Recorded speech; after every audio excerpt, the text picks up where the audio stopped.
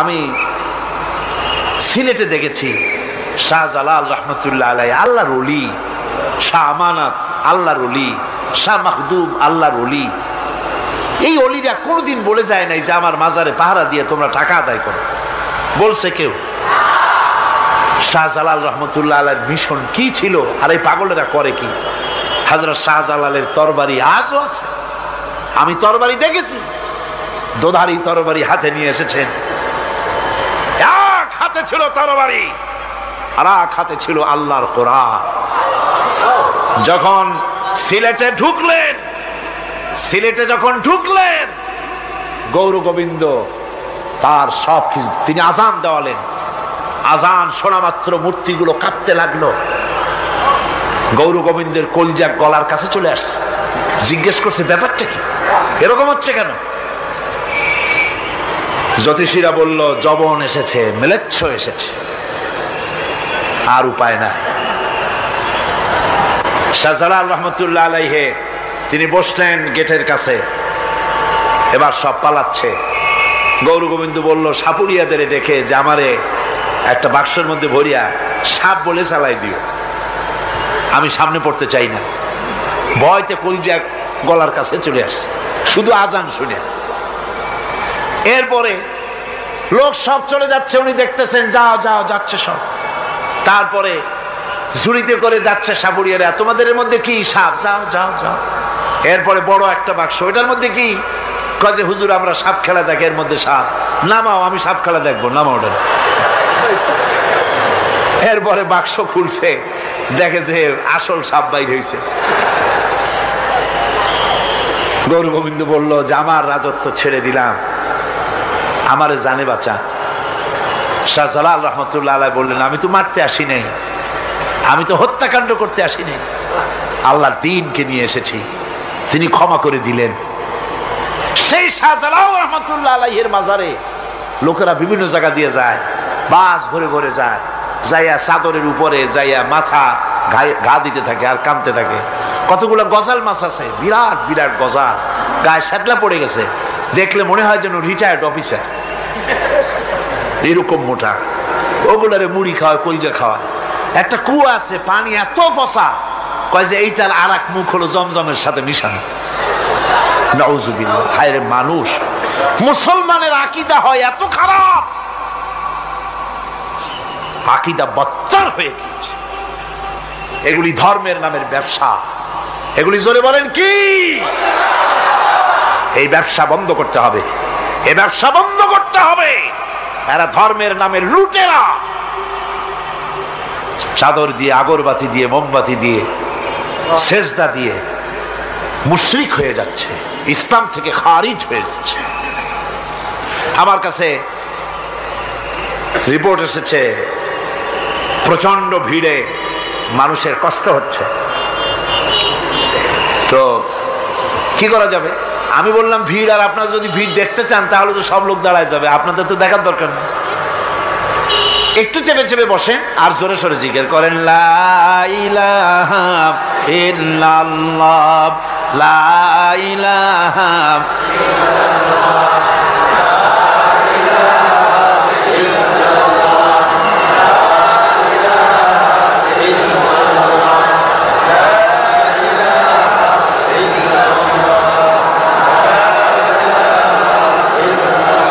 আপনি কিন্তু বসেই এগোতে পারতেন, দাঁড়ালে পরে ডিস্টার্ব হয়, হাঁটলে পরে ডিস্টার্ব হয়। নিজের কপালটারে খারাপ করেন না, এত সুন্দর আল্লাহর কথা শোনা থেকে নিজেকে মাহরুম করতে চেষ্টা করেন না। নিজেও শোনেন, অপরকেও শুনতে দেন। বসেন, মাজা ব্যথা করবে না, আল্লাহ মাজা ব্যথা ভালো বানায় দেবে যত সময় বসবেন। কোন আলহামদুলিল্লাহ। আপনারা বসছেন যে জায়গাটায়, এটা বেহেশতের টুকরা। এটা কি? এরা প্যারেড ময়দান নয়। মাজালিসুল ইলম হিয়া রাউযাতুম মিন রিয়াদিল জান্নাহ। হযরত আলী বলেছেন যেখানে ইলম চর্চা হয়, কোরআন আলোচনা হয়, হাদিস আলোচনা হয়, সেটা কোনো সাধারণ জায়গা না, সেটা জান্নাতের টুকরা হয়ে যায়। জোরে বলেন সুবহানাল্লাহ। কাজী বেহেশত থেকে শয়তানের জন্য বাইর করিয়া না দেয়, সতর্ক থাকেন। শয়তান কি চায়? যে আপনি সারাক্ষণ শোনেন? কি কোন চায়? চায় না। শয়তানের খপ্পরে পড়েন না, বসেন আর শোনেন। ইমানদার যখন বিপদে জর্জরিত হতে থাকে তখন সে ভেঙে পড়ে না, তখন অন্ধকারের বিপদের অন্ধকার বিদীর্ণ করে আলোর এক প্রভা তার চোখের সামনে উদ্ভাসিত হয়ে ওঠে। সেটা কি? সেটা হলো আল্লাহ রাব্বুল আলামিনের বাণী, ফাইন্না মাআল উসরি ইউসরান ইন্না মাআল উসরি ইউসরা। আল্লাহ পাক বলেন, জেনে রাখো দুঃখ এবং কষ্টের সাথে রয়েছে সুযোগ আর সুবিধা, আর অসচ্ছলতার সাথে রয়েছে উদার সচ্ছলতা। জোরে কোন সুবহানাল্লাহ। কাজে ভয় পাওয়ার কারণ নাই, হতাশ হওয়ার কারণ নাই, মন আশায় বুক বেঁধে রাখো। গুনাহ করেছো, হতাশ হয়ো না। যুবকদের গুনাহ করা স্বাভাবিক। ইউনিভার্সিটির ছাত্র, কলেজের ছাত্র, প্রফেসর, শিক্ষক, অফিসার ঘুষ খেয়েছেন, জিনা করা হয়েছে, মদ খাওয়া হয়েছে, মিথ্যা কথা বলা হয়েছে, যাই কিছু করেন না কেন ভয় পাওয়ার কারণ নাই, নিরাশ হওয়ার কোনো দরকার নাই। আল্লাহ পাক ডেকে বলেছেন, কুল ইয়া ইবাদিয়াল্লাযীনা আসরাফু আলা আনফুসিহিম লা তাকনাতু মির রাহমাতিল্লাহ। আরে আমার আল্লাহর মতো এত ভালো আর কেউ আছে? এত দরদ আর কারো আছে? আমার আল্লাহ বলেন, ও নবী আপনি শোনায় দেন, হে আল্লাহর বান্দারা, তোমরা যারা নিজেদের উপরে বাড়াবাড়ি করেছো, নিজেদের উপরে জুলুম করেছো, অত্যাচার করেছো, আমি আল্লাহর রহমত থেকে নিরাশ হয়ে যেও না। মানুষ যদি অপরাধ করে, বাপের সাথে অপরাধ করেছে, মায়ের সাথে অপরাধ করেছে, মা বাবা সন্তানের চাইতে এত বড় কল্যাণকামী তো আর কেউ নাই, কিন্তু মা বাবা কোনোদিন বলে না আয় আমার ছেলে তোরে মাফ করে দেই, এরকম বলে নাকি? মন চায় ছেলে যদি মাপ চাইতো খুশি হয়ে মাফ করে দিতাম, কিন্তু কেন যে আসে না, ডাকে না যে আয় মাফ করে দেই। মা বাপ আপনাকে এত ভালোবাসে, সেই মা বাপও আপনাকে বলে না যে আয় মাফ করে দেই। আমার আল্লাহ হচ্ছেন এমন আল্লাহ, আল্লাহ রাব্বুল আলামিন ডাকেন, এ বান্দা খুন করেছিস ফিরে আয়, জিনা করেছিস ফিরে আয়, হত্যা করেছিস ফিরে আয়, চুরি করেছিস ফিরে আয়, কুফরি করেছিস ফিরে আয়, সুদ খেয়েছিস, ঘুষ খেয়েছিস, মদ খেয়েছিস ফিরে আয়, এসে আমার দরবারে চোখের পানি ফেল, আমার দরবারে কাঁদাকাটি কর। ইন্নাল্লাহা ইয়াগফিরুয যুনুবা জামিআ ইন্নাহু হুয়াল গফুরুর রহিম। আমার দরবারে চোখের পানি ফেলে কাঁদ, আমি রব্বুল আলামিন জিন্দেগীর গুনাহ মাফ করে দেব। সুবহানাল্লাহ কোন, সুবহানাল্লাহ কোন। আমার কাছে কাঁদ, চোখের পানি ফেল। আল্লাহ রাব্বুল আলামিনের কাছে বান্দার দুইটা ফোঁটা বেশি প্রিয়। একটা হলো জিহাদের ময়দানে যে রক্ত ফোঁটা দেওয়া হয়, এটা আল্লাহর কাছে প্রিয়। আর আল্লাহর ভয়তে গুনার জন্য লজ্জা করে, অনুশোচনা করে বান্দা যখন চোখের পানি ছেড়ে দেয়, আল্লাহর কাছে এটা অত্যন্ত প্রিয়।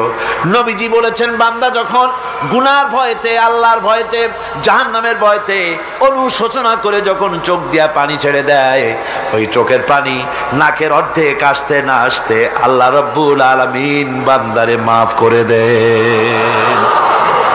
আল্লাহ বরদাস্ত করতে পারেন না যে বান্দা কান্দু। আমার ভাইরা, আল্লাহ রহমত এই পৃথিবীতে, আল্লাহ রহমতকে 100 ভাগ করা হয়েছে। আল্লাহ রহমতের কত ভাগ? এই 100 ভাগের 1 ভাগ সারা পৃথিবীতে ছড়াই দেওয়া হয়েছে। আর 99 ভাগ কার কাছে? আল্লাহর কাছে। একটা ভাগ দুনিয়া ছড়ানো হয়েছে আদম আলাইহিস সালাম থেকে নিয়ে এই পর্যন্ত, এখান থেকে নিয়ে কিয়ামত পর্যন্ত পৃথিবীতে যত মানুষ আসবে, যত প্রাণী আসবে, তাদের মধ্যে প্রাণী জগতেও গাবি তার বাছুরকে ভালোবাসে ঠিক কিনা, হাতি তার বাচ্চাকে ভালোবাসে ঠিক কিনা, মুরগি তার বাচ্চাকে ভালোবাসে কিনা, প্রত্যেক মাই তার সন্তানকে ভালোবাসে মানুষের মতো। এই ভালোবাসা, স্নেহ, এই মমতা, এই করুণা, এই মহব্বত একটা ভাগ দুনিয়ায় দেওয়ার পর আপনি আর আমি যতটুকুন ভাগে পেয়েছি সেই মহব্বতে, স্ত্রীর মহব্বতে অস্থির, মায়ের মহব্বতে অস্থির, সন্তানের মহব্বতে অস্থির। এখন চিন্তা করেন, একটা ভাগ সারা পৃথিবীতে বিতরণ করার পর যেটুক পেয়েছি তাতে যদি এত মহব্বত হয়, তাহলে এর 99 ভাগ মহব্বত যে আল্লাহর কাছে জমা আছে, এই বান্দার জন্য তার কত মহব্বত, এই বান্দার জন্য কত করুণা তার, কত মহব্বত তার, কত দয়া তার। এজন্য আল্লাহ রাব্বুল আলামিন বলেছেন, নাব্বি ইবাদি আন্নি আনাল গফুরুর রহিম। ও আমার নবী, সুসংবাদ দিয়ে দাও, বান্দাদেরকে শোনায় দাও যে আমি আল্লাহ তাআলা ক্ষমাশীল আর দয়াবান। হুজুর কাঁদতেছিলেন, হযরত ওমর রাদিয়াল্লাহু তাআলা আনহু এসে দেখেন হুজুর একা কাঁদতেছে। হুজুর জিজ্ঞেস করছেন, হযরত ওমর জিজ্ঞেস করলেন, হুজুর আপনি কাঁদেন কেন একা একা? হযরত ওমর বলেন, আমি যখন প্রশ্ন করলাম নবীজি বললেন, আমার কাছে কিছু আগে জিবরাইল এসেছিলেন, জিবরাইল এসে আমাকে বললেন আল্লাহ পাক বলেছেন, হে আমার নবী, ইসলামের ভিতরে থেকে যে সমস্ত মানুষগুলো ইসলামের ভিতরে থেকে চুল আর দাড়ি পাকায় দিছে, কিয়ামতের দিন এই লোকগুলারে আমি শাস্তি দিতে আমার শরম হবে। হযরত ওমর বলেন, হুজুর উম্মতের জন্য কত বড় খোঁজ খবর এটা, আর আপনি কাঁদতেছেন। হুজুর বলেন, ওমর তুমি জানো না আমার কান্নার কারণ ভিন্ন।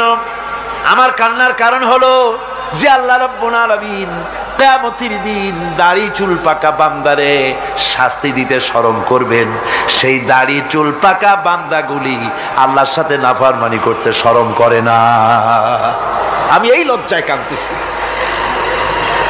ভাইরা, হুজুর আল্লাহ পাক বলেন, ও আমার নবী, রাতের আধারে যখন একটা বুড়া আমার দরবারে হাত উঁচু করে, একটা বুড়া মানুষ রাতের আধারে যখন আমার দরবারে হাত উঁচু করে আর যখন বলতে থাকে, রব্বুল আলামিন আমার পেছনের জীবনটা বড় খারাপ করেছি, এমন কোন কাজ জীবনে করি নাই যা তোমার কাছে কিছু দাবি করতে পারি, সব রকমের নাফরমানি করেছি, আজ আমি বুড়া হয়ে গেছি, কামাই করতে পারি না, ছেলে আমাকে চোখে দেখতে পারে না, পুত্রবধূ আমাকে ঘরে জায়গা দেয় না, আমার স্ত্রী আমাকে দেখতে পারে না, রোজগার করতে পারি না, হাঁটতে পারি না, চলতে পারি না, সবার কাছে আমি তিতা হয়ে গেছি, আমি দাঁড়াতে পারি না, কোমরে ব্যথা পাই, হাঁটুতে ব্যথা পাই, চলতে পারি না, কানে শুনতে পাই না, চোখে দেখতে পারি না, আর তোমার কাছে কিছু চাইয়া নেব এমন ভালো কাজও করি নাই।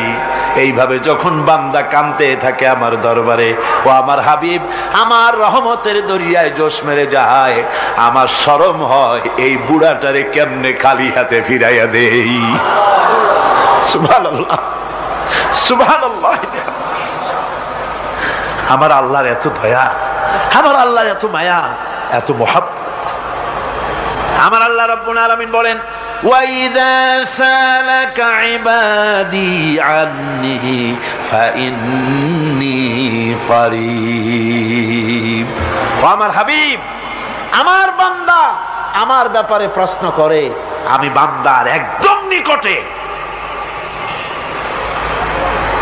কোরআন শরীফের ভিতরে যত জায়গায় রাসূলকে বলা হয়েছে সুয়ালের কথা, আপনাকে প্রশ্ন করা হয়, আল্লাহ তার জবাব কুল এই কথা বলে জবাব দিয়েছেন। যত জায়গায় সুয়াল এসেছে, যেমন কোরআনে কারীমের মধ্যে আল্লাহ পাক বলেন, ওয়ায়াসআলুনাকা আনিল মাহিদ, মেয়েদের হায়েজ সম্পর্কে জিজ্ঞাসা করা হয়, কুল হিয়া আযা, হে নবী আপনি বলুন। এভাবে করে কুল দিয়ে জবাব দেওয়া হচ্ছে। আবার প্রশ্ন করা হচ্ছে, ওয়ায়াসআলুনাকা আনিল আনফাল, এই গনিমতের মাল সম্পর্কে হুজুর আপনাকে, হে নবী আপনাকে প্রশ্ন করা হয়। আল্লাহ কুল দিয়া জবাব দিলেন। আল্লাহ বলেন আপনি বলেন। ওয়ায়াসআলুনাকা আনিল খামরি ওয়াল মাইসির। আল্লাহ পাক বলেন নবী আপনারে প্রশ্ন করা হয় কুল ফীহিমা ইসমুন কাবীর। আল্লাহ কুল দিয়া বললেন তুমি বলো। আবার বলা হলো ওয়ায়াসআলুনাকা আনিল আহিল্লা কুল হিয়া মাওয়াকিতু লিন্নাস। ও নবী আপনাকে প্রশ্ন করা হয় চাঁদের ক্রমবর্ধমান এবং ক্রমহ্রাস, এই যে বাড়ে আর কমে, পূর্ণিমা হয় অমাবস্যা হয়, কেন হয়? আপনি বলুন কুল, আপনি বলেন এটা আমি অক্ত এবং সময়, বছর আর দিন গণনা করার জন্য পৃথিবীবাসীদের জন্য বিনা পয়সায় একটা ক্যালেন্ডার বানাইয়া আকাশে ঝুলাই রেখেছি।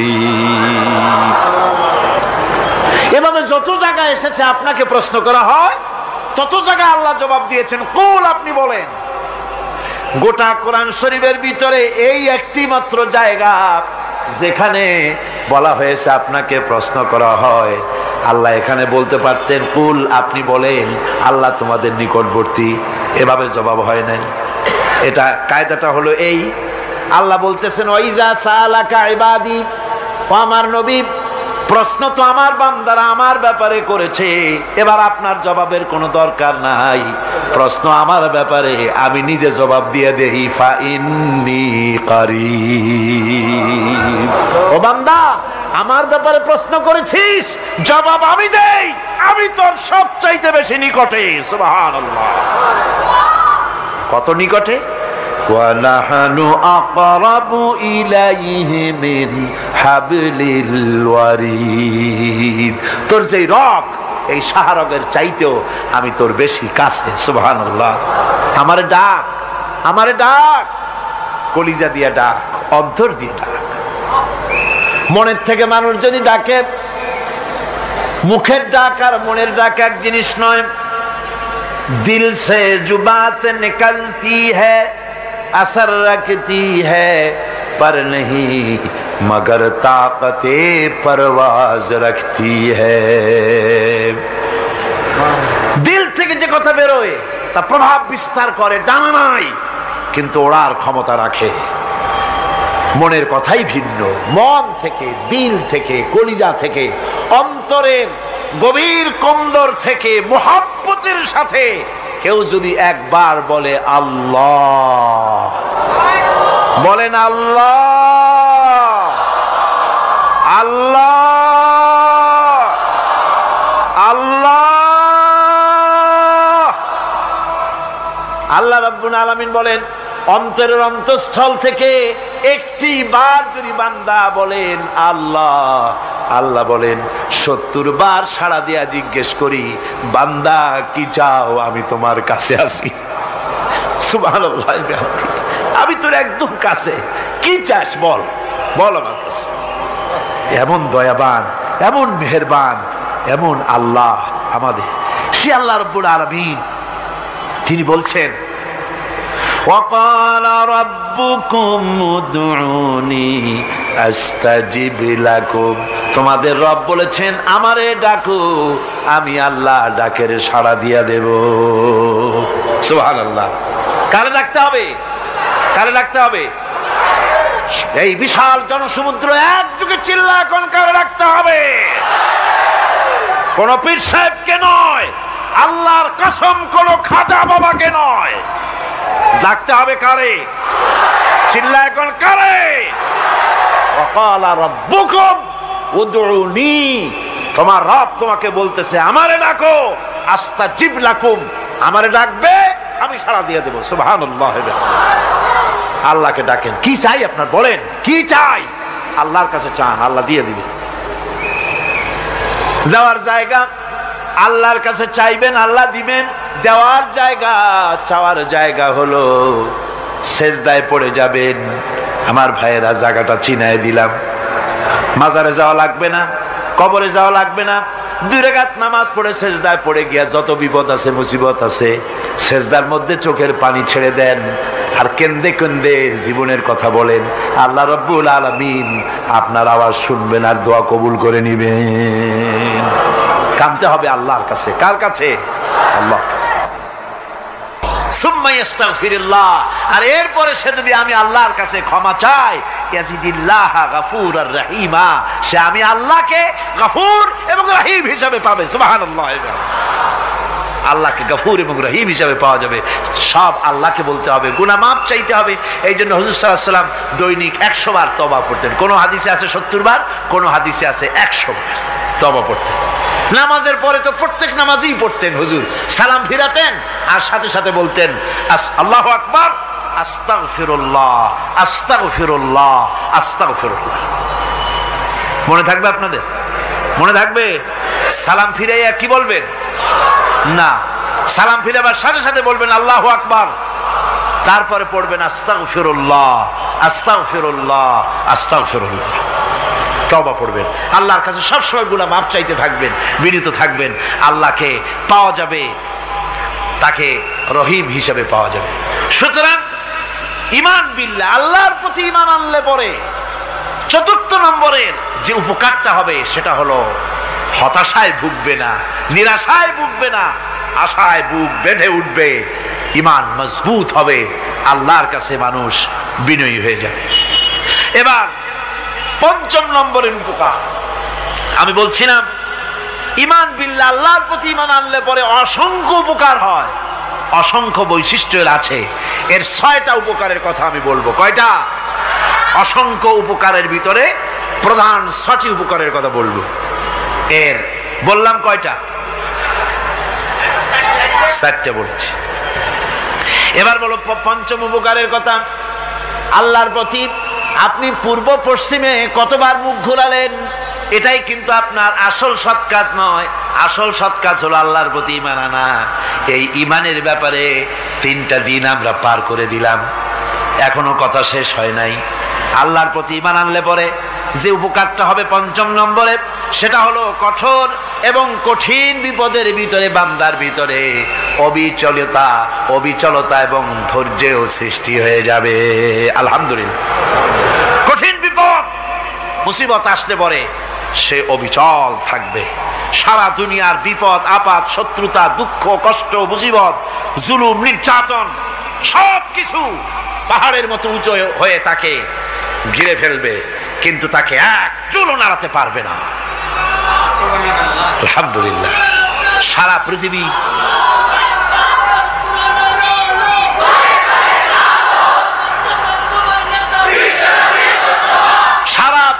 একদিকে আর সে একা একদিকে থাকবে। বিরোধিতা তো হবেই, বিপদ তো আসবেই। কবি বলতেছেন, সাথে জাকা রহা হ্যায় अज़ल से ता इमरोज, सतेजा का रहा है अज़ल से ता इमरोज, चरागे मुस्तफावी से शरारे बुलहबीस। সে আবহমান কাল থেকে শুরু করে মুস্তাফা সাল্লাল্লাহু আলাইহি ওয়াসাল্লামের দীপ শিখার সাথে আবু জাহেল, আবু লাহাবের অগ্নিস্ফুলিঙ্গের টক্কর লেগেই আছে। রাসূলুল্লাহর আল্লাহর দেওয়া এই বিধান, এই দ্বীনের বাতিটা টিম টিম করে জ্বলেছে। আর গোরকি, টর্নেডো, হাজার হাজার মাইল বেগে হেরিকেন এসেছে, গোরকি এসেছে, টর্নেডো এসেছে, টাইফুন এসেছে, কিন্তু এই আলো নিবাইতে পারে নাই। সুবহানাল্লাহ।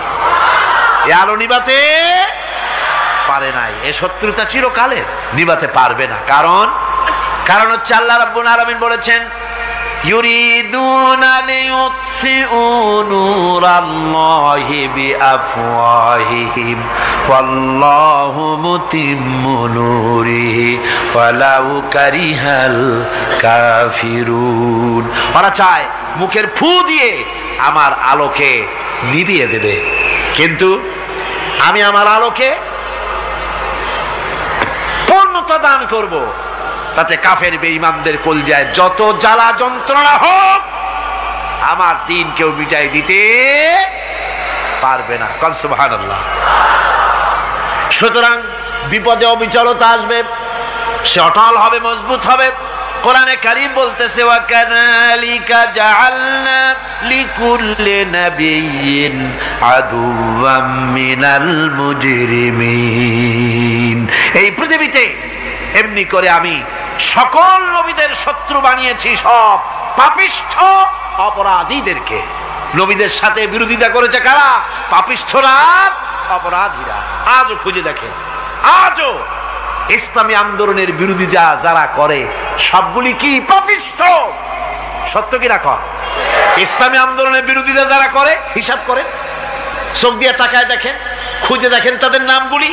মদখোর, জিনাকার, বদমাশ, চোর, হাইজাকার, বেনামাজি, লুটেরা, মিথ্যাবাদী, সবচাইতে সমাজের নিকৃষ্ট লোকগুলি ইসলামের বিরোধিতা করে।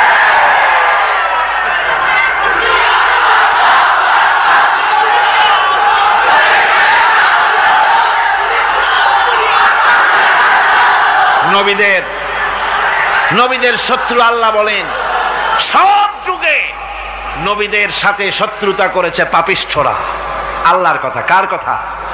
সকল যুগে নবীদের সাথে শত্রুতা করেছে পাপিষ্ঠরা, নিকৃষ্ট ধরনের অপরাধীরা। সুতরাং নবী রাসূলদের অবস্থা যখন এই, তখন দ্বীনের দাওয়াত যারাই দেবে তাদের কিসমত এরকম হবেই। এই বাধার মোকাবেলা তাদেরও করতে হবে। এই যে বাধাটা আসে, এই যে মারে, অপরাধ কি? এই যে তারা চোর বা ডাকাত যাদের মারা হয়। আল্লাহ রাব্বুল আলামিন বলেন অপরাধ হলো ওয়ামা নাকামু মিনহুম ইল্লা আইয়ুমিনু বিল্লাহিল আজিজিল হামিদ। অপরাধ হচ্ছে ঈমানদার লোকদের উপরে নির্যাতন চালিয়েছে, অন্য কোনো কারণে নয়। কারণ একটাই, তারা আল্লাহর জমিনে আল্লাহর দ্বীন প্রতিষ্ঠা করতে চেয়েছে, আর কোনো অপরাধ না। জমিন আল্লাহর, জমিন কার? এই বিশাল জনসমুদ্র গর্জে উঠুন একযোগে, বলুন জমিন কার? আইন চলবে কার? এখানেই সংঘর্ষ বেঁধেছে আবহমান কাল ধরে। মানুষ অত্যাচারিত হয়েছে, সাহাবায়ে কেরাম অত্যাচারিত হয়েছেন। বুখারী শরীফের হাদিসে এসেছে রাসূল করিম সাল্লাল্লাহু আলাইহি ওয়াসাল্লামের কাছে হযরতে খাব্বাব গিয়ে উপস্থিত হয়েছিলেন। হযরতে খাব্বাব বলেন, হাদিসটা এভাবে লেখা হয়েছে বুখারীতে, ওয়ান খাব্বাব বিনিল আরিদ রাদিয়াল্লাহু তাআলা আনহু قال شكونا إلى رسول الله صلى الله عليه وسلم وهو متوسد بردة له في ظل الكعبة। রাসূলুল্লাহর কাছে গেলাম, কাবা শরীফের কাছে গিয়া দেখি নবীজি একটা চাদর গায়ে দিয়ে তিনি আরাম ফরমাচ্ছিলেন কাবা শরীফের ছায়ায়। সেখানে গিয়ে বললাম, আলা তাস্তানসিরু লানা আলা তাদউ লানা ইয়া রাসূলুল্লাহ, হে আল্লাহর রাসূল, আপনি কি আমাদের জন্য আল্লাহর কাছে দোয়া চাইবেন না? আপনি কি আল্লাহর কাছে আমাদের জন্য সাহায্য চাইবেন না? আমাদের লোকগুলিকে, মুসলমানগুলিকে মারতে মারতে তো শেষ করে ফেলে দিল। তারা আমাদের সুমাইয়াকে মারলো, আমাদের খাব্বাবকে উটের সাথে পায়ের দড়ি লাগায় টানলো, আমাদের খোবায়েবকে তারা আগুনের উপরে চিৎ করে শোয়ায় রাখলো, না খায় রাখতেছে, মারতেছে, কষ্টে তো শেষ হয়ে গেলাম। হুজুর, আপনি কি আমাদের জন্য দোয়া করবেন না? হাদিস শরীফে এসেছে নবীজি উঠে বসলেন সোজা হয়ে। নবীজি বলেন, ও আমার সাহাবী, ও খাব্বাব, শোনো, তোমাদের আগে এই পৃথিবীতে যারা দ্বীনের দাওয়াত দিতে এসেছিলেন তাদেরকে সমকালীন রাষ্ট্র শক্তি, সমাজ শক্তি তাদেরকে ধরতো। ফায়ু খাজুর রাজুলো, তাদেরকে তারা ধরতো। ফায়ুহফারু লাহু ফিল আরদ, আর তার জন্য জমিনের ভিতরে কবর বানাইতো। ওই কবর ফায়ু জালু ফিহা, ওই কবরের ভিতরে তাকে কোমর পর্যন্ত গেড়ে দিত। সুম্মা ইউতা বিল মানশার, এরপরে করাত আনতো। ফায়ুদাউ আলা রাসিহি, এরপরে ওই করাত তার মাথার উপরে রাখতো। ফায়ুজালু নিসফাইন, এরপরে করাত দিয়া চিরে জীবিত মানুষটারে দ্বিখণ্ডিত করে ফেলে দিত। মা ইয়াসুদ্দুহু যালিকা আন দীনিহি, ও আমার খাব্বাব, এত কষ্ট দেওয়ার পরেও সেই যুগের কোন মুসলমানকে, দ্বীনের দায়ীদেরকে আল্লাহর দ্বীন থেকে এক চুলো তারা সরাই দিতে পারে নাই, এক চুলো সরাতে পারে নাই। ওয়াল্লাহি, ও খাব্বাব, আমি আমার আল্লাহর নামে কসম করে বলছি, লা ইউতাম্মান্নাল্লাহু হাযাল আমরা হাত্তা ইয়াসিরার রাকিবু মিন সানা ইলা হাযাল মাউত। আমি কসম করে বলি, আল্লাহ রাব্বুল আলামিনের এই সানা থেকে হাজারামত পর্যন্ত লোকেরা যাতায়াত করবে, সুন্দরী রমণীরা গমন করবে, সদাগরেরা যাতায়াত করবে, টাকা নিয়া পয়সা নিয়া যাতায়াত করবে। তাদের মনের মধ্যে লুটের ভয়, টাকার ভয়, চুরির ভয়, ডাকাতির ভয়, জেনার ভয়, হত্যার ভয়, ধর্ষণের ভয়, কোনো ভয় থাকবে না। লা ইয়াখাফু ইল্লাল্লাহ, আল্লাহ ছাড়া কোনো ভয় থাকবে না। এমন একটা সমাজ, এমন একটা সময় আসবে। ওয়ালাকিন্নাকুম তাস্তাজিলুন, অথচ খুব তাড়াহুড়ো তোমরা করতেছো। তাড়াহুড়ো করো না, সময় আসবে ইনশাআল্লাহ। আমার ভাইয়েরা, আমার বন্ধুগণ, কঠিন বিপদে অবিচলতা এবং ধৈর্যের দৃষ্টান্ত রেখে গেছেন আম্বিয়া আলাইহিমুস সালাম। সুবহানাল্লাহ। কঠিন বিপদে অবিচলতা, দৃঢ়তা, ধৈর্য কারে বলে, তার দৃষ্টান্ত কারা রেখেছেন? আম্বিয়া আলাইহিমুস সালাম। ওনারাই আমাদের আদর্শ, নবীরাই আদর্শ। সাহাবায়ে কেরাম রিদওয়ানুল্লাহ তাআলা আলাইহিম আজমাইন আমাদের আদর্শ। ভাইরা আমার, মুসা আলাইহিস সালামকে ফেরাউন যখন ঘিরে ফেলে দিল, কোরআনের সব কথা গল্প গুজবার ইতিহাসের জন্য লেখা হয় নাই।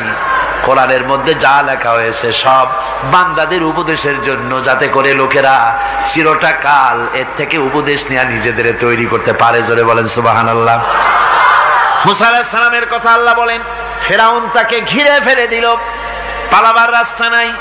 ফালাম্মা ترى الجمعان قال أصحاب موسى إنا لمدركون।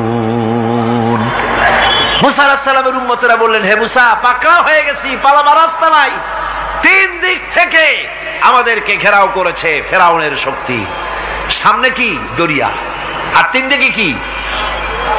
ঘেরাও আন্দোলন।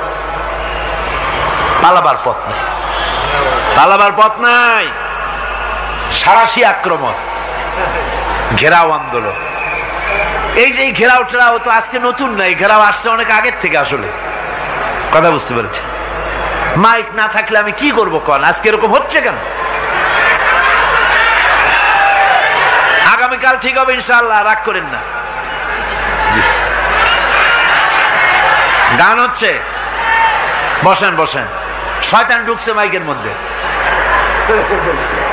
অনেক সময় হয় কি, মাইকের হাই পাওয়ারের যে মেশিন আছে, এর ভিতরে ইথার থেকে রেডিওর ওই গানগুলি ওর মধ্যে ঢুকে পড়ে। কথা বুঝতে পেরেছেন? এই জন্য শয়তান তো আর বসে থাকে না, ওরও তো কিছু করার আছে। ধৈর্য ধরেন, ধৈর্য ধরেন। কালকে অপারেটরদেরকে মাওলানা শামসুদ্দিন সাহেবের কাছে অনুরোধ করব, অপারেটর একটু ভালো করে হেদায়েত করে দেবেন মাইকে। আজকে আমার নিজেরও কষ্ট হচ্ছে, আমিও বুঝতে পারছি না যে আমার কথাগুলি কি আওয়াজে বেরোচ্ছে, যার জন্য আমাকে বেশি চিল্লাইতে হচ্ছে। বক্তাকে কি লাউডে তার কথা বেরোচ্ছে তা তার কানে আসতে হয়, তাহলে বোঝা যায় যে আমার কথাগুলি কিভাবে বেরোচ্ছে। এটা এই অবস্থায় সিচুয়েশন আজকে নাই, এবং লোকেরাও মাইকের ব্যাপারে আজকে অভিযোগ করেছে, যা বিগত 16 বছরে করে নাই। সেটের ব্যাপারে কোথাও কোনো অসুবিধা হয়েছে? মাইকটা ভালো, এবং মাইক যারা দেন প্রতি বছর খেদমত করে, আল্লাহ তাদের প্রতি রহম করুন। সবাই বলেন আমিন। এদেরকে রাগ করে পথে পাই আবার মারধর করেন না। সিলেটের যে তাফসির মাহফিল হয়, বিগত 19 বছর তাফসির করেছি একটানা, এবার 20 বছর পুরো হবে ইনশাআল্লাহ। সিলেটে একটানা 20 বছর তাফসির করতেছি সেখানে। তো মাইক, একটা লোক বিনা পয়সায় মাইক দেয়, মাইকের ভাড়া সে নেয় না। তাফসিরে মাহফিলের মাইকের ভাড়া নেয় না।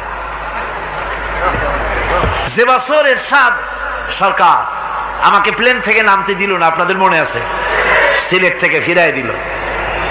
এই খবরটা মাইকম্যান যখন শুনেছে যে আমাকে নামতে দেয় নাই, ফিরাই দেওয়া হয়েছে, সাথে সাথে স্ট্রোক করেছে, হার্ট ফেল করে দুনিয়া থেকে বিদায় হয়ে গিয়েছে।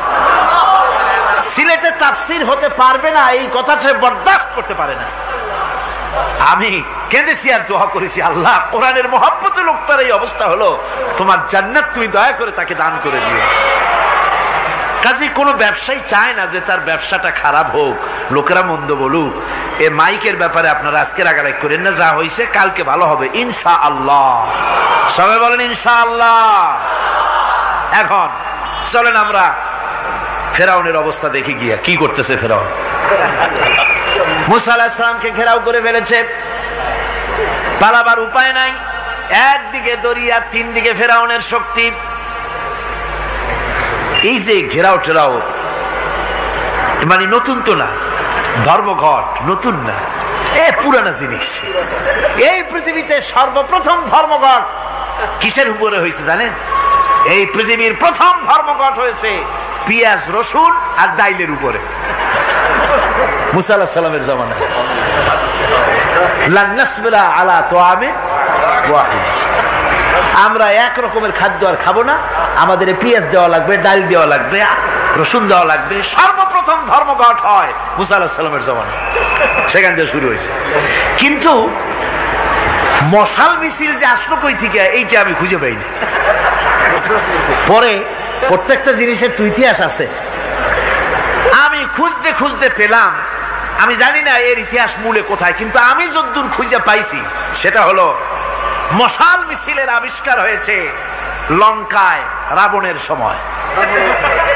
হনুমানের লেজে আগুন দিয়া তারপরে লঙ্কা কাণ্ড ঘষালো, নামই আছে লঙ্কা কাণ্ড। হনুমানেরা লেজে আগুন দিয়ে রাবণ যে লঙ্কায় মশাল মিছিল করেছিল হনুমানদের দিয়া, ওই হনুমানের ওই সিস্টেমটা এখনো আমাদের দেশে চালু আছে। এইটা আসলে কোন ভদ্র লোকের এই মিছিল হওয়া উচিত না। আগুন নিয়ে কিসের মিছিল? আগুন হলো জাহান্নামের প্রতীক। আগুন কিসের প্রতীক? জাহান্নামের প্রতীক। যদিও আমাদের উপকারে লাগে, কাজে লাগে। সুতরাং আমরা যা করব, প্রত্যেকটা জিনিসের পেছনে সুন্নতে নববীর কোনো না কিছু থাকতে হবে। কথা বুঝতে পেরেছেন?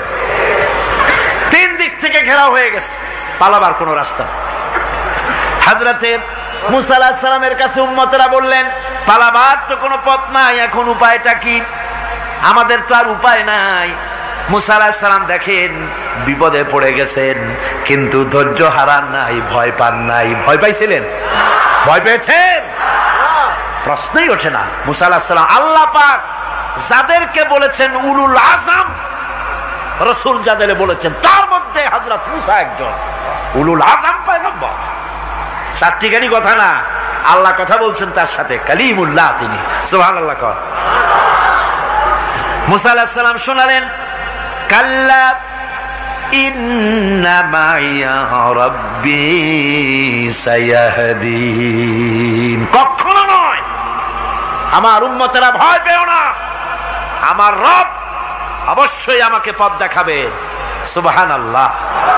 তিন দিক থেকে শত্রু, একদিকে দরিয়া, পালাবার কোন রাস্তা নাই। সেখানে দৃঢ়তার সাথে তিনি বলছেন, অবশ্যই আমার আল্লাহ আমারে পথ দেখাবে। সুবহানাল্লাহ। নবীরা এই দৃঢ়তা দেখিয়েছেন, অবিচলতা দেখাইছেন। আল্লাহ পাক মুসা আলাইহিস সালাম যখন এই দৃঢ়তা দেখালেন, এই অবিচলতা দেখালেন, সঙ্গে সঙ্গে জিবরাইল এসে হাজির হয়ে গেলেন। আল্লাহ পাক বলেন, ফাআওহাইনা ইলা মুসা আন আদরিব বিআসাকাল বাহরা ফানফালাকা ফাকানা কুল্লু ফিরকিন কাত্তাউদিল আযীম। মুসা আলাইহিস সালামকে আমি ওহী নাযিল করলাম, তাকে বললাম হাতে যে লাঠি আছে, এই লাঠি দিয়ে আঘাত করো দরিয়ার উপরে। দরিয়ার উপরে আঘাত করলেন, একটা রাস্তা হয় নাই, 12টা রাস্তা তৈরি হয়ে গেল। আর দেওয়ালগুলা পাহাড়ের মতো উঁচা হয়ে গেল। দরিয়ার ভিতরে পাহাড়ের মতো উঁচা, মজবুত 12টা রাস্তা। এবার মুসা আলাইহিস সালাম তার দলবল নিয়ে চললেন। আল্লাহ রাব্বুল আলামিন বলেন, ওয়া আনজাইনা মুসা ওয়া মান মাআহু আজমাইন। মুসা এবং তার সাথী সঙ্গীদেরকে আমি পার করে দিলাম। মুসা আলাইহিস সালাম এবং তার সাথী সঙ্গী নিয়ে যখন দরিয়ার মাঝখানে আসছে, ফেরাউন তার দলবল নিয়ে এসে গেছে। আসে দেখে নদীর মধ্যে রাস্তা। বাবা, খুব তো কায়দা। ও মনে করছে ওর বাজানের তৈরি করা ডিস্ট্রিক্ট বোর্ডের রাস্তা। ওর লোকজন নিয়ে নেমে গেছে দরিয়ার ভিতরে। ও আসছে মাঝখানে, মুসা আলাইহিস সালাম চলে গেছেন ওপার, দরিয়া পার। মাঝখানে যখন এসে গেল, আল্লাহ রাব্বুল আলামিন পানিকে অর্ডার করলেন, কোন আল্লাহর তো বটন টেপা লাগে না, মুখ দিয়া কোনো হুকুম করা লাগে না, শুধু বলেন কুন, যে ব্যাপারে কুন বলেন ফায়াকুন, সাথে সাথে হয়ে যায়। আল্লাহ বললেন কুন, আর অমনি রাস্তা বন্ধ হয়ে গেল। এবার তুফান শুরু হয়েছে নদীতে, ঢেউয়ের উপরে ঢেউ, মৌজুন কাল জিবাল, পাহাড়ের মতো উঁচু হয়ে হয়ে ঢেউ আসতেছে। দলবল ঘোড়া আর অস্ত্রপাতি যা ছিল সব মরিয়া শেষ। এবার ফেরাউন একা উপরে ওঠে আর নিচে নামে, পানি খেতে খেতে পেটের কাম সারা, জনমের খাওয়া খাইছে পানি। এখন জান যায়, বাঁচবার আর উপায় নাই, বাঁচবার আর উপায় নাই। ফেরাউন তার নিজের জীবন সম্পর্কে হতাশ হয়ে গেল। এবার ফেরাউন বলতেছে, আমানতু আন্নাহু লা ইলাহা ইল্লাল্লাযী আমানাত বিহি বানু ইসরাঈল। আমি ঈমান আনলাম, আমি ঈমান আনলাম, আল্লাহ ছাড়া কোন ইলাহা নাই। ওই আল্লাহর উপর ঈমান আনলাম যে আল্লাহর উপর ঈমান এনেছে বনি ইসরাঈলেরা। আল্লাহ যাতে ঠিক পায় যে কোন আল্লাহর উপর ঈমান আনছে। বনি ইসরাঈলের আল্লাহর উপর ঈমান আনলাম। আল্লাহ, এই তো মুসলমান হয়ে গেছি, এরপরও আমারে সুবাও কেন? আল্লাহ রাব্বুল আলামিন জবাবে বলেন, আল আন, এখন ওয়াকাদ আসাইতা ক্বাবলু ওয়া কুনতা মিনাল মুফসিদিন। এখন ঈমান আনার কথা বলছো, অথচ যুগের পর যুগ, বছরের পর বছর ধরে আমার মানুষের উপরে মন গড়া আইন চালায়েছো, আমার পয়গম্বরের সাথে বেয়াদবি করেছো। আজ তোমাকে আমি ছাড়ছি না, তোমাকে আজকে ছেড়ে দেব না, আমি তোমাকে মারব।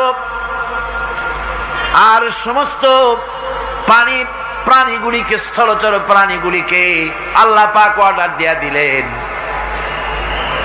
এই ফেরাউনের লাশকে ডুবাবি না, পচাবি না, খাবি না।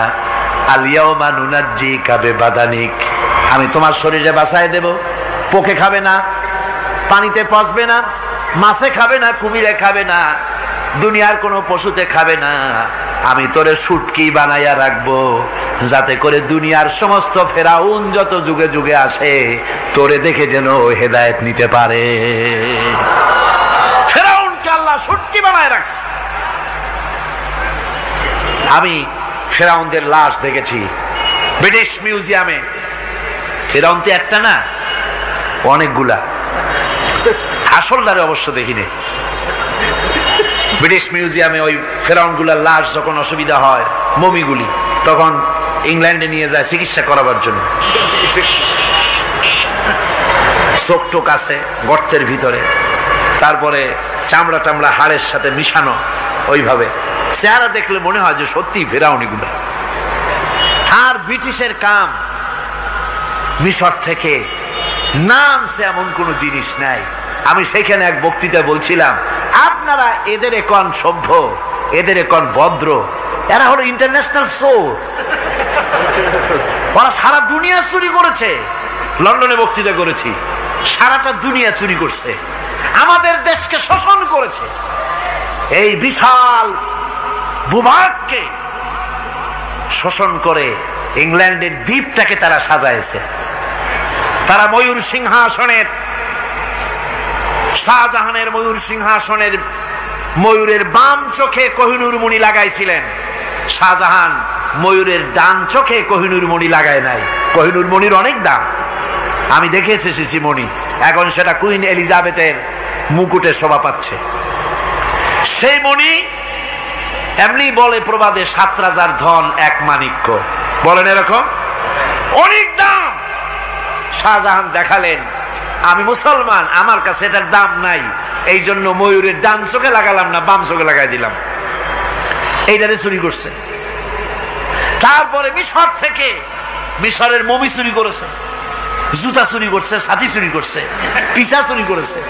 আমি বললাম, এগুলা কি ভদ্রলোক নাকি? এরা জুতা চোর, পিসা চোর, লাঠি চোর, সব চুরি করেছে। যাই দেখেন ব্রিটিশ মিউজিয়ামের মধ্যে সব দুনিয়ার চুরি করা জিনিস নিয়ে তারা মানুষকে দেখাইয়া পয়সা উপার্জন করছে। টিপু সুলতানের তরবারিটা পর্যন্ত চুরি করেছে। আজ পর্যন্ত ব্রিটিশ মিউজিয়ামে টিপু সুলতানের তরবারিটা আছে, আমি তরবারিটা দেখে এসেছি। আমার বন্ধুগণ, বলতেছিলাম যে পৃথিবীতে আল্লাহ রাব্বুল আলামিন নবীরা তাদের চরিত্র দিয়ে বিপদের মোকাবেলা করে, দুনিয়ার সামনে কঠিন বিপদের মোকাবেলা করে অবিচলতা, দৃঢ়তা দেখায় গেছেন যে কেমন করে এই পৃথিবীতে বিপদের সামনে মোকাবেলা করতে হয়। ধৈর্য ধরতে হবে। বিপদ আসবে পাহাড় সমান হয়ে, আপনাকে ধৈর্য ধারণ করতে হবে সেভাবে বুক বেঁধে। যেহেতু এটা যদি বিশ্বাস হয় যে আমার কিসমতে যা আছে তার থেকে বেশি কিছু হবে না, তাহলেই আপনার ধৈর্য আসবে, ভয় পাবেন না। কথা ঠিক কিনা কন? এবারে হযরত হুদ আলাইহিস সালাম সম্পর্কে আল্লাহ রাব্বুল আলামিন বলেন, হযরতে হুদকে যখন ষড়যন্ত্র হলো কাফির বেঈমানেরা তাকে মেরে ফেলার জন্য যখন সরকারি ষড়যন্ত্রে লিপ্ত হয়ে গেল, হযরতে হুদ সমাজের এই চ্যালেঞ্জের মোকাবেলা করলেন। হযরত হুদ বলেন, ফাকিদুনি জামিআন সুম্মা লা তুনজিরুন ইন্নী তাওয়াক্কালতু আলাল্লাহি রাব্বি ওয়া রাব্বিকুম। তোমরা তোমাদের ষড়যন্ত্র আমার বিরুদ্ধে যত পারো আমার বিরুদ্ধে ষড়যন্ত্র চালাও, এতটুকু আমার অবকাশ দিও না। আমি এমন আল্লাহর উপরে ভরসা করেছি যার হাতের ভিতরে তোমাদেরও জান আর আমারও জান। যা পারো তাই করো। সরকার সমস্ত শক্তি একত্রিত হয়ে আমার মোকাবেলা করো। একদিকে হুদ আলাইহিস সালাম, আর একদিকে গোটা জাতি। হযরত হুদ ভয় পায় নাই। সুবহানাল্লাহ কোন? ঈমান বিল্লাহ মানুষের কলিজাকে এভাবে শক্ত করে দেয়। কোন আলহামদুলিল্লাহ। এবারে এই বিপদের, কঠিন বিপদের মোকাবেলা করে আমার রাসূল যে প্রমাণ দিয়া গেলেন, আমার রাসূল যে কঠিন বিপদের মোকাবেলা করলেন, ভাইয়ের আমার, হিজরতের রাতে সওর পাহাড়ের ভিতরে যখন তিনি আশ্রয় নিলেন, হযরতে আবু বকর সাথে ছিলেন। হযরতে আবু বকর রাদিয়াল্লাহু তাআলা আনহু বলেন, হুজুর আপনি দাঁড়ান, এটা তো পাহাড়িয়া গুহা, গুহার ভিতরে সাপ থাকতে পারে, বিচ্ছু থাকতে পারে, আমি আগে ঢুকি, বিপদ যদি হয় আমার উপর থেকে হয়ে যাক। গুহার ভিতরে নেমে গুহা সাফ করলেন। এরপরে হুজুরকে ডাকলেন, হুজুর তাশরীফ নিলেন গুহার ভিতরে। এরপরে হুজুর বললেন, আবু বকর পাহাড়ে হেঁটে হেঁটে 2-3টা পাহাড় পাড়ি দিয়া যাওয়া লাগে সৌর পাহাড়ে। মদিনার সোজা রাস্তা হুজুর ধরেন নাই, মেসফালার পথ দিয়া জাবালে কেদোয়ার উপর দিয়া 3টা পাহাড় পাড়ি দিয়া তারপরে হুজুর গেলেন সৌর পাহাড়ে। গুহার ভিতরে হুজুর তাশরীফ নিলেন। বললেন, আবু বকর তুমি বসো, তোমার উরুর উপরে মাথা রেখে আমি একটু আরাম করি। হযরতে আবু বকর বসলেন, হুজুর তার উরুর উপরে মাথা রেখে ঘুমায় গেলেন। আর এরপরে কাফির বেঈমানেরা তালাশ করতে করতে কাফেরেরা এসে গেল পায়ের চিহ্ন দেখে দেখে গর্তের কাছে। হযরত আবু বকর ভয়তে কেঁদে ফেললেন, আহারে আর তো উপায় নাই, এবার তো ধরা পড়ে গেছি, এবার নবীজিকে মেরে ফেলে দেবে। নবীর মহব্বতে, নিজের মহব্বতে নয়, নবীর মহব্বতে কাঁদতেছিলেন। হুজুর বলেন, হুজুরের ঘুম ভেঙে গেল। বলো আবু বকর কাঁদো কেন? ছেলের কথা, মেয়ের কথা, বিবির কথা, বাড়ির কথা মনে পড়লো নাকি? হযরত আবু বকর বলেন, ইয়া রাসূলুল্লাহ, আল্লাহর কসম করে বলি, যেদিন ঈমান এনেছি এই কলিজার ভিতরে মা বাপ, স্ত্রী, পুত্র, পরিজন, এমনকি আমার নিজের জীবনের চাইতে আপনারে বেশি ভালোবাসি। তা কাঁদো কেন? কাঁদো কেন? হযরত আবু বকর বলেন, হুজুর ধরা পড়ে গেছি, কাফেররা এসে গেছে গর্তের কাছে, তাকালি আমাদের দেখতে পাবে, আমরা তো মাইনরিটি, ওরা তো মেজরিটি, আমরা তো ধরি মারি ফেলাই দেবে, আপনাকে মেরে ফেলে দেবে, এই জন্য কাঁদি। আল্লাহ রাব্বুল আলামিন, হুজুর তখন কি দৃঢ়তা, কি অবিচলতা, কি ধৈর্যের পাহাড় সম মনোবৃত্তি তখন দেখালেন। আল্লাহ কোরআন শরীফে চিরকাল যাতে মানুষেরা হেদায়েত নিতে পারে সেজন্য হুজুরের কথা উঠায় দিলেন কোরআনে। আল্লাহ পাক বলেন, ইযহুমা ফিল গার إذ يقول لصاحبه لا تحزن إن الله معنا ও বন্ধু ভয় পেও না আল্লাহ আমাদের সাথে আছেন সুবহানাল্লাহ আল্লাহ আমাদের সাথে আছেন আমরা মাইনরিটি নই আমরাই মেজরিটি আল্লাহ আছে আমার সাথে ভয় পাওয়ার কোনো কারণ নাই সুবহানাল্লাহ আল্লাহ পাক বলেন فأنزل الله سكينته عليه وأيده بجنود لم تروها আমি এদের অন্তরের ভিতরে আমি শান্তি নাজিল করে দিলাম প্রশান্তি দিয়া দিলাম আর আমি সাহায্য করলাম আর এমন সব সৈন্য পাঠায় দিলাম যে সৈন্যগুলি তোমরা দেখতে পাও নাই সুবহানাল্লাহ ওয়া বিহামদিহি ভাইরা আমার রাসূল করিম সাল্লাল্লাহু আলাইহি সাল্লাম এই বিপদের মাঝে চরম বিপদের মাঝে অবিচলতা দৃঢ়তা কঠিন আত্মনির্ভরতা দেখিয়েছেন এগুলি হলো ঈমানের পঞ্চম নম্বরের উপকারিতা আল্লাহর প্রতি ঈমান আনলে এভাবে পাহাড় সম ঈমান মজবুত হয়ে যায় জেলের পরোয়া করি না ফাঁসির পরোয়া করি না শহীদ হওয়ার পরোয়া করি না মেরে ফেলে দেবে উড়ায় দেবে হত্যা করবে পরোয়া করি না পরোয়া করি কেবলমাত্র কাকে জোরে বলেন কারে এইরকম মুসলমান হাজার হাজার লাখ লাখ দরকার নাই 313 জন যথেষ্ট কয়জন যথেষ্ট 313 জন যথেষ্ট বদরে যারা জান দিয়ে মাল দিয়ে দ্বীনকে প্রতিষ্ঠিত করেছিলেন এরকম 313 জনই যথেষ্ট ছিল এই দৃঢ়তা এই অবিচলতা এই ঈমান এই ধৈর্য শিক্ষা দেয় এই উপকার করে ঈমান বিল্লাহ আল্লাহর প্রতি ঈমান আনলে এভাবে পাহাড়ের মতো শক্ত হয়ে যায় কলিজা কোন আলহামদুলিল্লাহ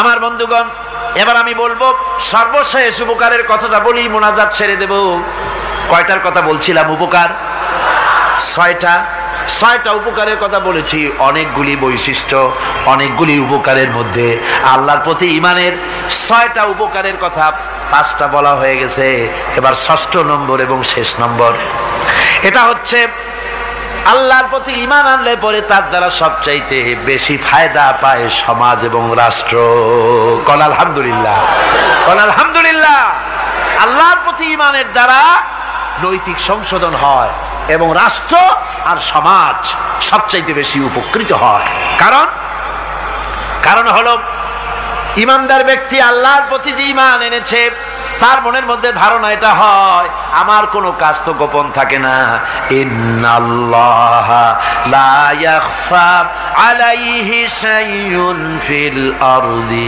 ওয়ালা ফিস সামা আল্লাহর কাছে গোপন বলতে কিছু নাই আকাশেও নাই জমিনেও নাই কোনো কিছু গোপন নাই সুতরাং আমি যা করি সব আল্লাহ দেখেন এবং শোনেন এমনকি মানুষ যে কল্পনা করে সে কল্পনাও আল্লাহ টের পায় না নাকি টের পায় কিনা ওয়াইন তুবদু মিন আনফুসিকুম আও তুখফুহু ইউহাসিবুকুম বিহিল্লাহ মনের ভিতরে যে কল্পনা করো আল্লাহ পাক বলেন এই কল্পনারও হিসাব আমি রব্বুল আলামিন তোমার কাছ থেকে নেব ফায়ুআযযিবু মাইয়াশাউ যারে খুশি শাস্তি দেব আর যারে খুশি আমি maaf করে দেব জোরে বলেন সুবহানাল্লাহ ফায়াগফিরু লিমাইয়াশা ওয়া ইউআযযিবু মাইয়াশা যারে খুশি maaf করব যারে খুশি শাস্তি দেব কল্পনারও হিসাব নেব এই কথা মুমিনের যদি জানা থাকে তাহলে আর তার কোনো চিন্তা থাকে না তার নৈতিক চরিত্র ভালো হয়ে যায় কোন সুবহানাল্লাহ আমার বন্ধুগণ ঈমানদার লোক আল্লাহর প্রতি ঈমান আসলে পরে সমাজ উপকৃত হয় রাষ্ট্র উপকৃত হয়ে যায় যেহেতু বান্দা জানে আমি দায়িত্বহীন কোনো কথা বলতে পারবো না দায়িত্বহীন কোনো কাজ করতে পারবো না আল্লাহ পাক বলেছেন মা ইয়ালফিযু মিন কাউলিন ইল্লা লাদাইহি রাকীবুন আতীদ বান্দা এমন কোনো কথা বলে না যে কথা আমার ফেরেশতারা রেকর্ড করে না রাখে কাজী মুমিন ব্যক্তি আল্লাহর ভয়তে দায়িত্বহীন কথা বলবে না নির্বাচন আসতে পরে রাস্তা সোনা দিয়ে বান্ধায় দেব এই করব সেই করব না খাইয়া কেউ মরবেন না আসে না নির্বাচনের সময় সারাগালি বদনারা মঞ্চে দাঁড়িয়ে কত বড় বক্তৃতা করে, ভাইয়ের আমার, বোনের আমার, এবার আমার বোতল মার্কা বাক্স, আপনারা আমাকে ভোট দিয়ে দেশ এবং জাতির আরেকবার 12:30 বাজাইবার সুযোগ দিন। এবার ক্ষমতায় গেলে কেউ না খাইয়া মরবেন না, কিন্তু কি খাইয়া মরবে তাও বলেন। এর মারফতি অর্থ হচ্ছে এই, ওরা যদি ক্ষমতায় যেতে পারে তাহলে বিষ খাইয়া হোক, গুলি খাইয়া হোক, কিছু না কিছু খেয়ে মরতে হবে। একেবারে খালি পেটে মরলে গ্যাস্ট্রিক হওয়ার সম্ভাবনা আছে। ঈমান বিল্লাহ যদি না থাকে, আল্লাহর ভয় যদি না থাকে, তাহলে দায়িত্বহীন কথা বলে। আর আল্লাহর ভয় যদি থাকে তাহলে নৈতিকতার সংশোধন হয়ে যায়, দায়িত্বপূর্ণ কথা বলে মানুষকে ফাঁকি দেয় না। আমার বন্ধুগণ, আল্লাহ রাব্বুল আলামিন তার বান্দা যারা আল্লাহকে ভয় করে, সে ভয় করা বান্দাগুলির মনের মধ্যেই চিন্তা এসে যায়, আমি যেখানে থাকি না কেন আল্লাহ আমাকে দেখতেছেন, শুনতেছেন, রাতে হোক দিনে হোক, যেখানে আছি আল্লাহ আমারে দেখতেছেন। আল্লাহ পাক বলতেছেন, ওয়া হুয়া মাআহুম ইজ ইউবাইতুনা মা লা ইয়ারদা মিনাল কওলি ওয়া কানা আল্লাহু বিমা ইয়ামালুনা মুহীতা। আল্লাহ পাক বলেন, আমি তো আমার বান্দার নিকটে তখনও থাকি যখন সে গোপনে গোপনে রাতের বেলায় আমার মর্জির খেলাফ পরামর্শ করে। আমার মর্জির খেলাফ পরামর্শ করতেছে রাত্রে, আমি তো তখনও কাছে থাকি, ওটা আমি শুনি। ঈমান যদি আসে তাহলে এই সব কাজ থেকে সে বিরত থাকে। সে যদি কম হয় সেখানেও আল্লাহ, বেশিও যদি হয় সেখানেও আল্লাহ। এমন কোন জায়গা আছে নাকি চিটাগংয়ে যেখানে আপনি একটা আকাম করবেন আর আল্লাহ টের পাবে না? কোন আছে নাকি? আচ্ছা, চট্টগ্রামে না থাকুক, বাংলাদেশের কোন জায়গা আছে নাকি? পার্বত্য চট্টগ্রামে যত পাহাড় আছে, উঁচু নিচে জায়গা আছে, ওই জায়গায় বোধহয় আছে নাকি? সারা পৃথিবীতে আছে কোথাও? আল্লাহকে ফাঁকি দেওয়ার জায়গা কোথাও? সব স্পষ্ট। আল্লাহ কি ঘুমায় নাকি? ঘুমায়? তার কাছে দিনও যায়, রাতও তাই। সমানে তিনি দেখতে পান, শুনতে পান, সবকিছু দেখতে পান, সবকিছু শুনতে পান। তাকে ফাঁকি দেওয়ার কোনো উপায় নাই। এই জন্য ৬ষ্ঠ নম্বরের উপকার যেটা হয় সেটা হলো সমাজ উপকৃত হয় ওই মানুষ দিয়ে যার মধ্যে ঈমান আছে। হযরত ওমর রাদিয়াল্লাহু তাআলা আনহু রাতের আধারে শেষ রাত্রে ঘুরতেছিলেন, দেখেন এক বাড়িতে কথা হচ্ছে, কথাবার্তার আওয়াজ পাওয়া যায়। মনে করলেন কোন অসুখ বিসুখ নাকি।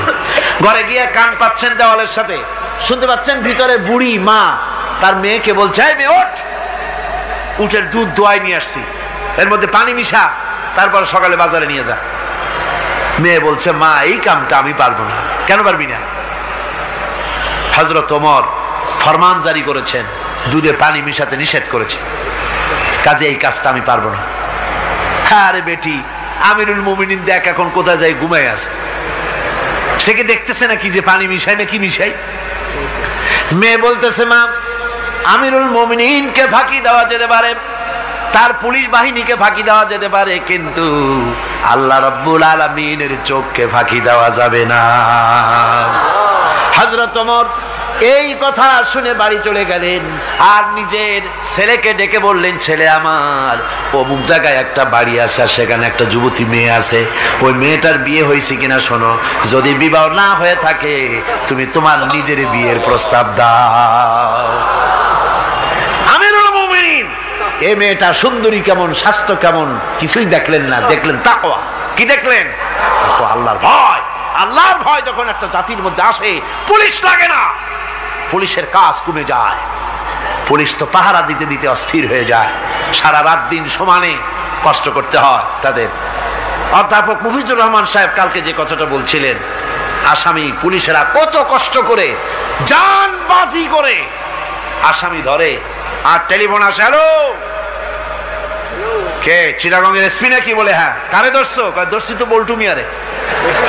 ছাড়ো মিয়া, বল্টু আমার দলের লোকটা তুমি ঠিক পাও নাই, তোমার নাক টাইট দিয়ে দেবে।